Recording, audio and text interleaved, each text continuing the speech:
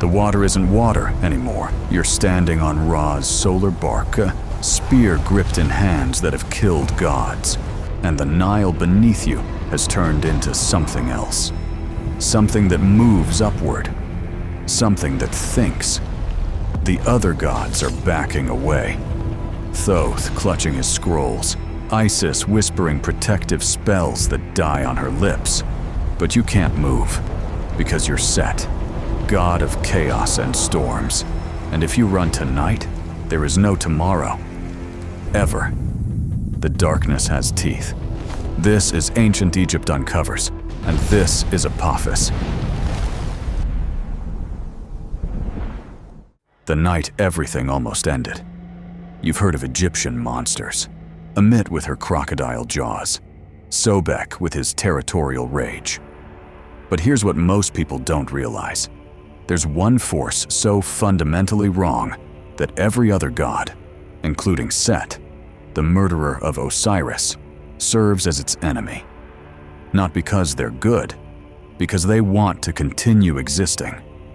Apophis doesn't want to rule the world, doesn't want to destroy it, wants something infinitely worse, for reality to have never happened in the first place.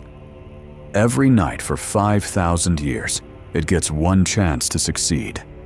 Every night, only one god has been crazy enough to stand in its way. But tonight is different. Tonight, you feel the star-forged metal in your hands beginning to crack. The spear that has held back entropy itself for millennia is failing. And somewhere in that thinking darkness below, something ancient and patient and impossibly hungry is rising toward the light. The story I'm about to tell you is about the night Set's spear broke, and why that almost ended everything that has ever been, or ever could be. Hour 7, the deepest part of the Duat, where even gods whisper. Ra's solar bark cuts through darkness so complete it has weight, carrying the promise of tomorrow's sunrise through the realm of the dead. For 3,000 years, this journey has followed the same pattern. 12 hours, 12 gates, 12 chances for everything to end. Tonight, Set notices something wrong. The water beneath the boat isn't flowing anymore. In the Egyptian underworld, the celestial river moves by divine will, carrying souls and gods alike toward rebirth. When it stops, only one thing has that power. Set grips his spear tighter, star-forged metal blessed by every god in creation, the only weapon that has ever drawn blood from entropy itself. Behind him, Thoth clutches his scrolls of protective spells. Isis whispers incantations older than pyramids, but their magic feels thin here, stretched too far from the world of the living. They're passengers tonight. This is Set's domain. Then the darkness begins to rise, not emerging from below, rising upward like oil in reverse, defying every law of physics and divine order. Set has fought this thing 10,000 times, but something's different. The coils breaking the surface are larger than mountains, black as the space between stars. When Apophis speaks, 3 minor gods forget their own names and simply stop existing. Tonight, Sutek, the voice comes from everywhere and nowhere. Tonight you fail. Set raises his spear and feels it crack. Not break, crack. Hair-thin fissures spread across metal that has never shown weakness. The weapon that has held back chaos for millennia is failing. Behind him, Ra's light dims. Not dimming, being erased, pulled into something that devours illumination itself. Set! Thoth screams, but his voice sounds distant, like it's being stretched across impossible distances. The spear! Set looks at the fractures spreading across his weapon, looks at Apophis rising, not just from the water now, but from the spaces between thoughts, from the gaps in reality where certainty used to live. The serpent's jaws open wide enough to swallow concepts, and Set realizes what's happening. This isn't just another nightly battle. This is the night Apophis learned how to break the one thing that could stop it. Set has a choice: retreat with his damaged weapon and watch existence unravel, or make one desperate attack, knowing the spear will shatter completely, leaving reality defenseless tomorrow night. The god of storms and chaos does what he's always done. He charges into the impossible.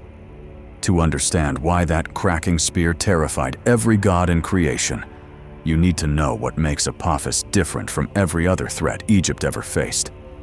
Sobek wants territory. Sekhmet wants blood. Even Set, murderer of his own brother, wants acknowledgement, recognition, proof that he matters. But when the pyramid texts describe Apophis, they use a word that appears nowhere else in Egyptian theology: Isfet. Not just chaos, but active uncreation. The deliberate reversal of existence itself. Apophis doesn't want to rule reality. It wants reality to have never happened. Think about that for a moment. Not destruction. That leaves ruins, evidence, memory. Not death. That leaves a body, a story, something that was. Apophis wants the complete erasure of the concept that anything could ever be. When Apophis wins, it doesn't conquer creation. Creation becomes a thing that never occurred. The coffin texts preserve what happened to gods who got too close to understanding this. Kentika, a minor deity of offerings, tried to negotiate with Apophis during the 5th dynasty.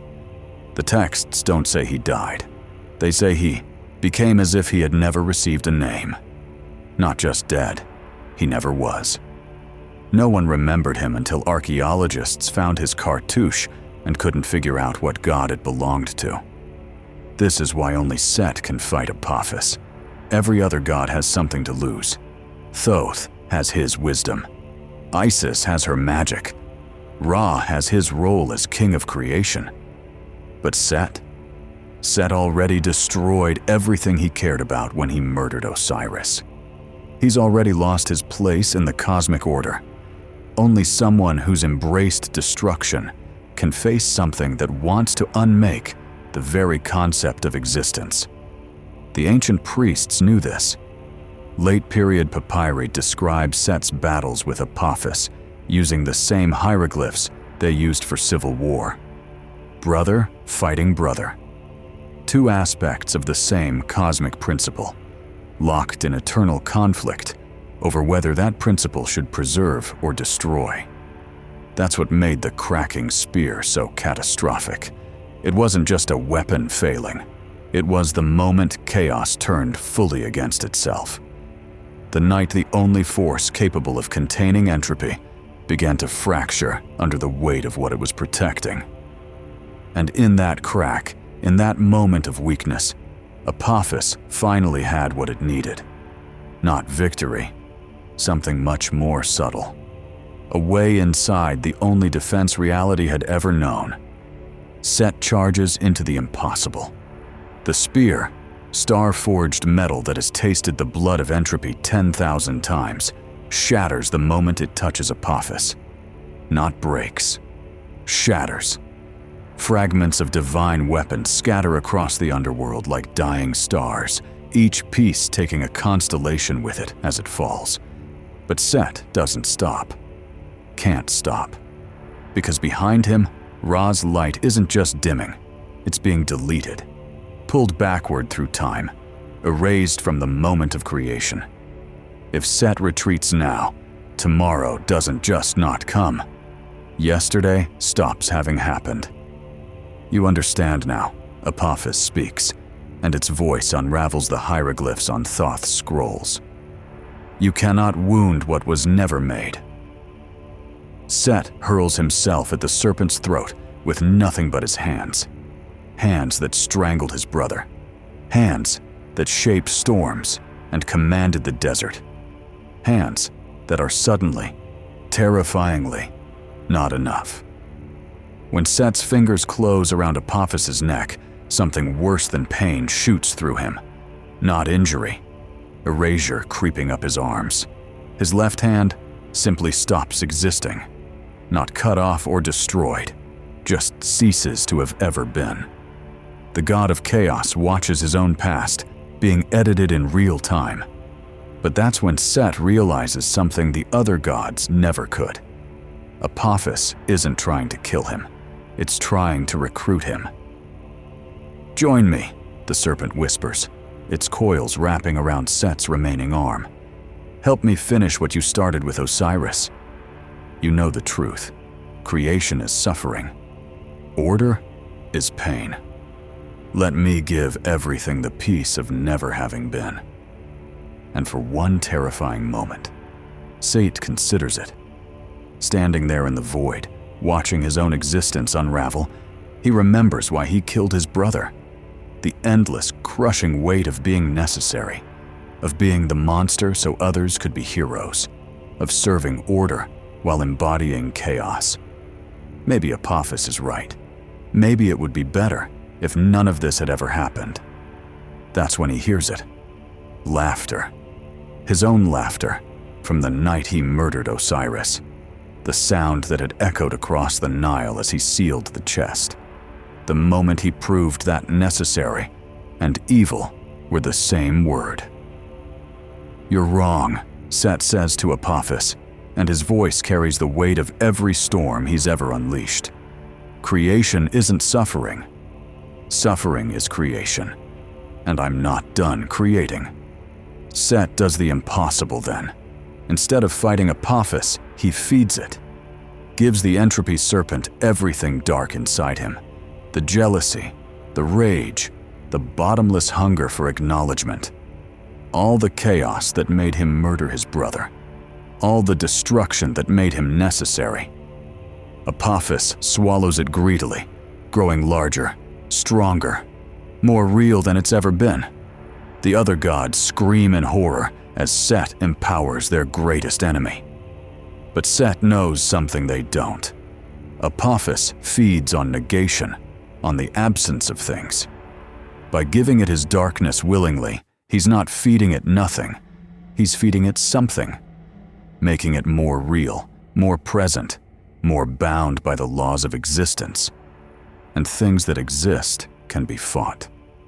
With Apophis gorged on Set's offered chaos, temporarily corporeal instead of purely conceptual, Set wraps what's left of his arms around the serpent's throat and begins to squeeze. Not trying to kill it. You can't kill entropy. But he can wound it. Force it back. Make it retreat. The battle shakes the foundations of the underworld. Every time Set's grip tightens, a star dies somewhere in creation. Every time Apophis thrashes, a language disappears from human memory. The cost of this victory is being written in loss across the cosmos. But it works. Apophis, drunk on Set's darkness, solidified by his sacrifice, finally bleeds. Black ichor that burns through the deck of Ra's boat. The serpent roars, a sound like reality tearing, and retreats into the depths. Ra's light returns. The boat continues its journey. Dawn will come. But the victory is poison. Set stares at his remaining hand, the one that fed darkness to entropy itself. He can feel Apophis inside him now, a cold presence in his chest where his heart used to be. The thing he fought has become part of him. The protector of reality has been infected by its greatest threat. Behind him, the other gods whisper prayers of gratitude and terror, grateful that existence continues, terrified of what Set has become to ensure it. "Brother," Thoth approaches carefully, like Set might dissolve at any moment. "What did you do?" Set looks at the god of wisdom with eyes that now hold depths darker than the void between stars. "What I always do," he says. "What's necessary." But Set's voice carries an echo now, a second voice speaking alongside his own, ancient, patient, hungry. The gods realize with growing horror, Set didn't defeat Apophis. He joined with it. The only way to protect creation was to become part of its destruction. Every night from now on, when Set fights the entropy serpent, he'll be fighting himself. And maybe, just maybe, that's exactly what Apophis wanted all along. Now you understand why ancient Egyptian art never shows Apophis the same way twice. In the tomb of Ramesses VI, Apophis appears as a serpent with knife wounds, Set's spear marks from their nightly battles. But in the pyramid texts, it's described as having no form that holds. In later papyri, it's drawn as darkness with eyes. The Egyptians weren't being inconsistent. They were showing us something that refuses to be defined. The name itself, Apep in Egyptian, Apophis in Greek, means to slither backward. Not forward like normal serpents, but in reverse. Moving against the flow of time, against the direction of creation, against the very concept of progress. Every hieroglyph spelling the name is written in reverse order, forcing scribes to write backward to invoke it. But here's the detail that reveals everything. Apophis is the only entity in Egyptian mythology depicted larger than the space it occupies. In tomb paintings, you'll see the serpent's coils extending beyond the borders of the scene, disappearing behind other images, suggesting something too vast for any frame to contain. Ancient artists were trying to show the impossible, something infinite confined to finite space. The colors tell the darker story, not the noble blacks of fertile Nile soil or the sacred darkness of rebirth. Apophis is painted in Kemet, the black of charcoal, of things burned beyond recognition, the black of absence made visible. Some papyri show it as translucent, like looking through dark water at something you don't want to see clearly. Most disturbing are the eyes. When artists did include them, they're drawn as stars going out. Not closed eyes or empty sockets, but the specific moment when light dies. The Egyptians understood that Apophis sees by extinguishing illumination, perceives by eliminating perception. This is why every ritual text concerning Apophis includes protective spells for the artist who draws it. The act of depicting entropy was believed to invite its attention. Creating an image of uncreation was inherently dangerous, like lighting a signal fire for something that devours light. The broken spear appears in later period art as a hieroglyph, meaning necessary sacrifice. Two fragments crossed over a solar disk, representing Set's choice to wound himself protecting Ra.